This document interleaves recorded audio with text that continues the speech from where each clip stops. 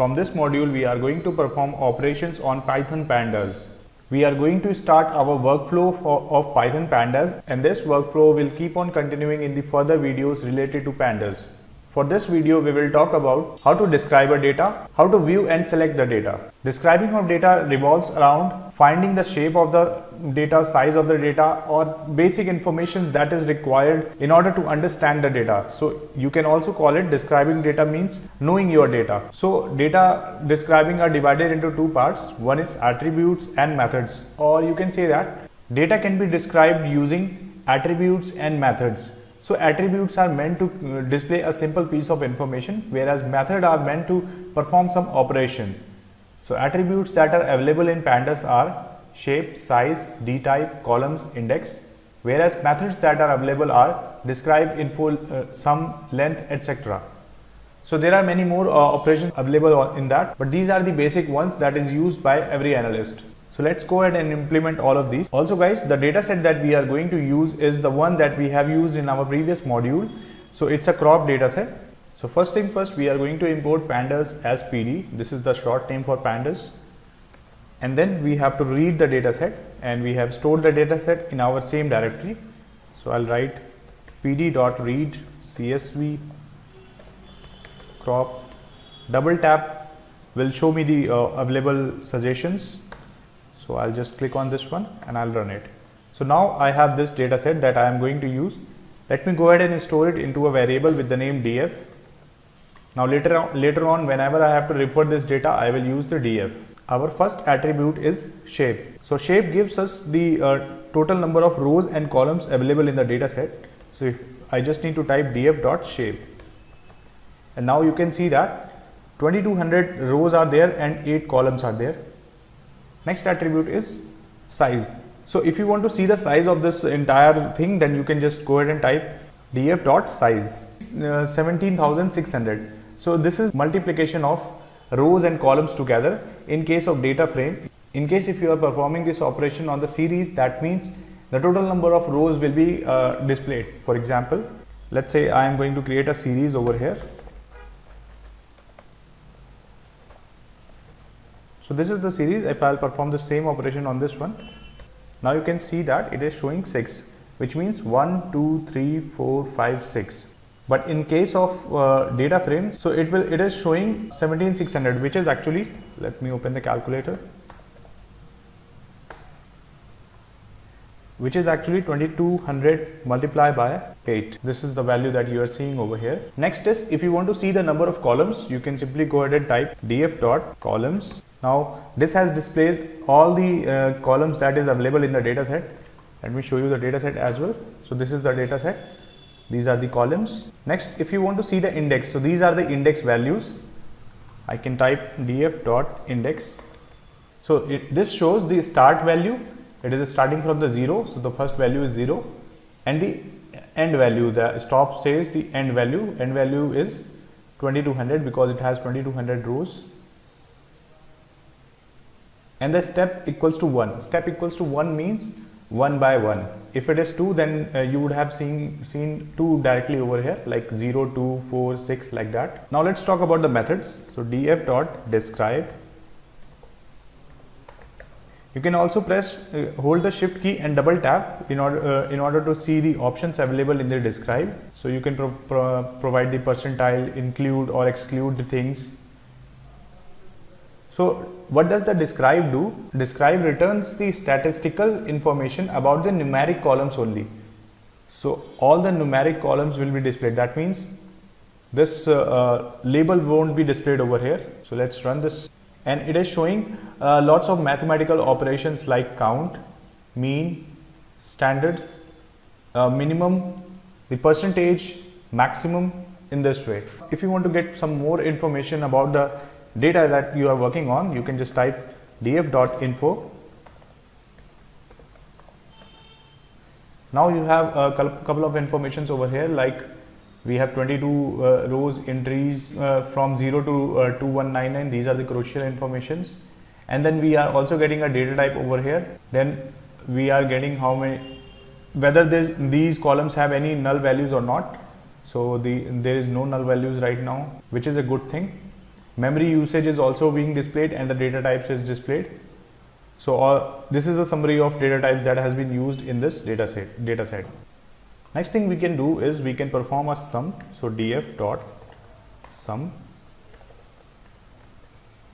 Now it has added all the values inside a row, inside a particular column, and then displayed the result. So in nitrogen we have total this much values. So let me run it once again, df.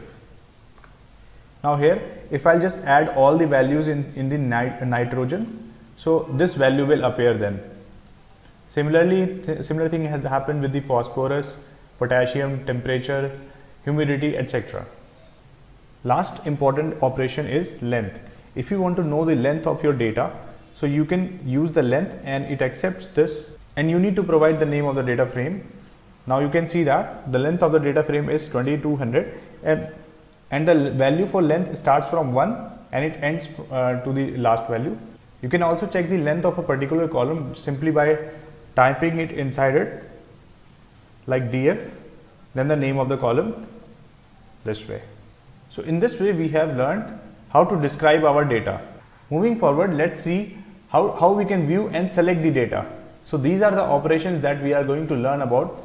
Head and tail we have already discussed about it, but still we will see it. Then we have a sample, how you can select the random data from the data set, that is what the sample do. N largest means the largest value present in the particular column, and smallest value means the smallest value present in a column, value or values. Then drop duplicates, this will display all the rows without duplicate values. Then we will move to some complex operations where we will apply some conditions on that. So I am back on my Jupyter notebook.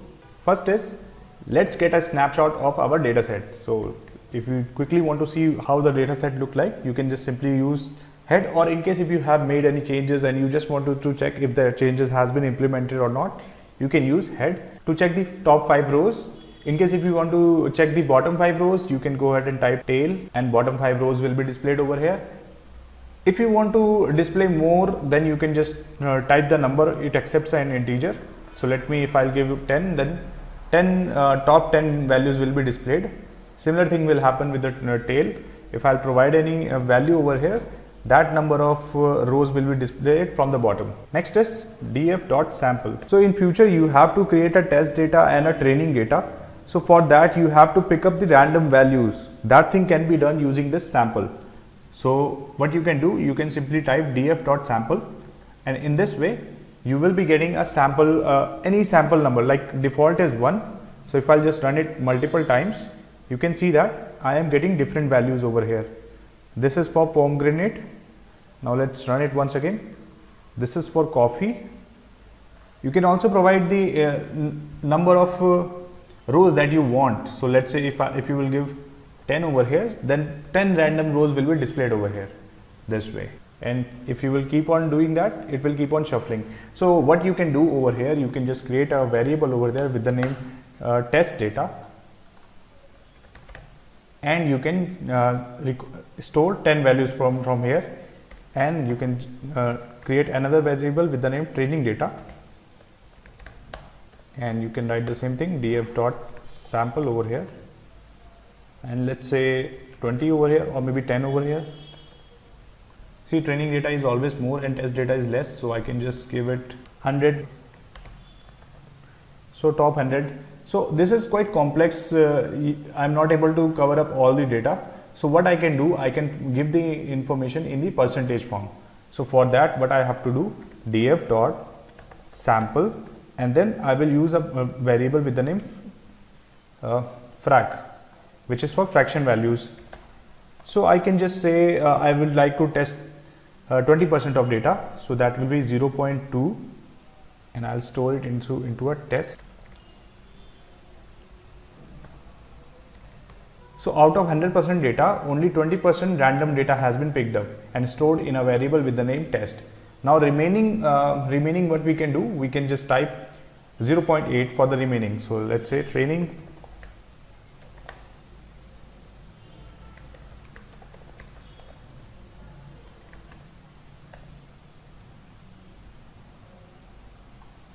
.8.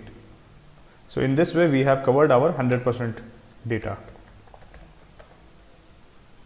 So now you can perform operations on this training and test data. Next is, if you want to find the set of largest values in a particular column, then how you can do that? So that thing can be done using df dot n largest function. So this function accepts a number. So how many rows you want? Let's say I want 10 rows, and on which column you want to implement this thing, like from which column you want the highest values. So let me give ph over here. Now if I just run it, you can see that now all the rows having the maximum value as ph, the information has been displayed according to that only. So right now we have all the largest values over here. If you want the smallest values, then you can use df dot n dot smallest.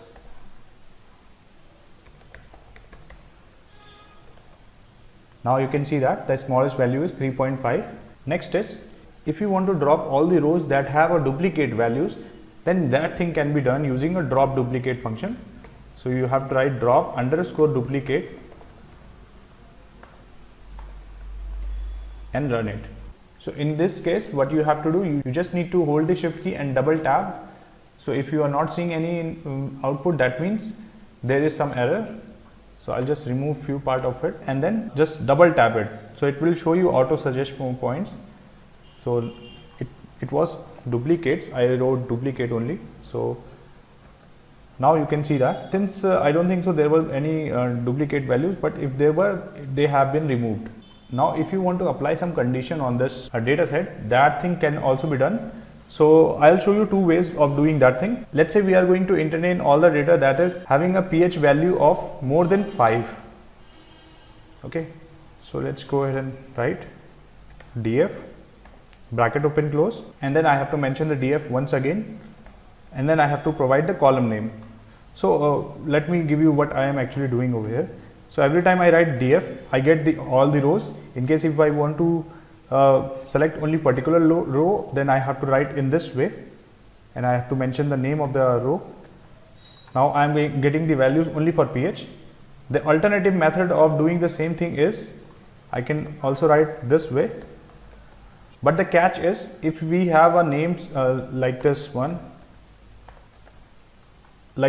we have a space in between the names, then that will not work over here. Like I won't be able to write nitrogen then n like this. This will throw an error.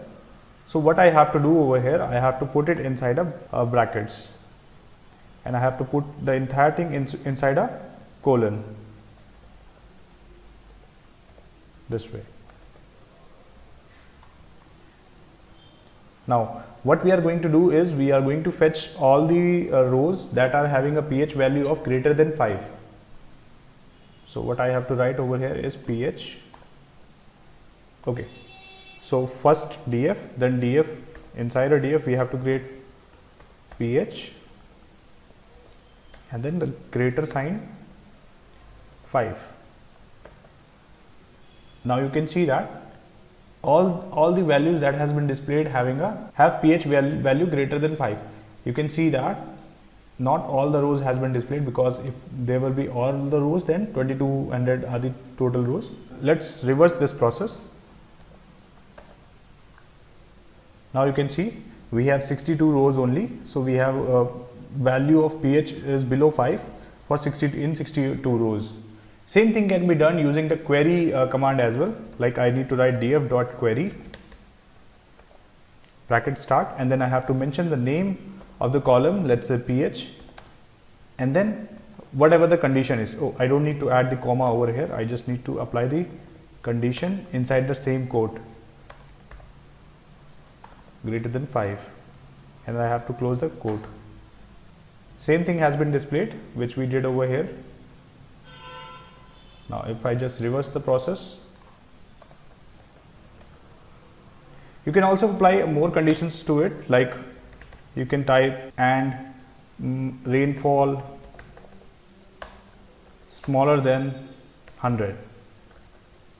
All the rows having pH value less than 5 and rainfall less than 100 has been displayed. So the total number of rows, if we want to see, we can just type count over here. Count is another function which tells us. So 41 rows has been displayed. With this we have completed how to describe, view and select the data. With this we have completed how to describe, view and select the data using Pandas. In the next video we will learn about slicing techniques.